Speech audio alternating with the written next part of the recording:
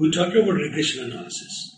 One of the assumptions we make in regression analysis is that both the dependent variable and all the independent variables are metric in nature.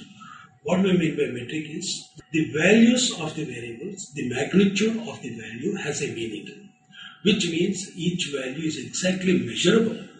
And if, for example, we say that somebody is weighing 100 kgs, somebody else is weighing 50 kgs, if we can say that the first person is twice as heavy as the second person, it is perfectly correct. So when we are dealing with data like this, we use regression analysis. Very often we need to look at a dependent variable which is not metric in nature, but which is categorical. Categorical meaning thereby, the dependent variable can be only two categories. One is somebody who is likely to buy a product. The other is who is not likely to buy a product, or somebody who has a good credit rating or a bad credit rating. Possible somebody who churns, somebody doesn't churn, who is loyal. So these are not actually measurable variables, except that you know either this happens or the other happens. These are called the categorical variables. When your dependent variable is categorical and all the explanatory variables happen to be metric, the best technique to predict the categorical variable is called the discriminant analysis.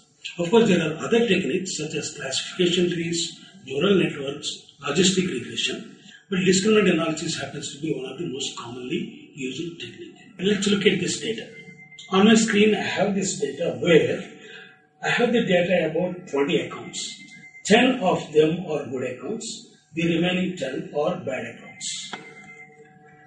The good accounts are numbered from 1 to 10. Bad accounts are numbered from 11 to 20. Then for each of these accounts, we have the data with respect to what is called the current ratio and the return on investment. Generally, people say that if your current ratio is greater than 1, your project is in good shape. Similarly, if your return on investment is high, your ability to pay back the investment or recover the investment is also very high.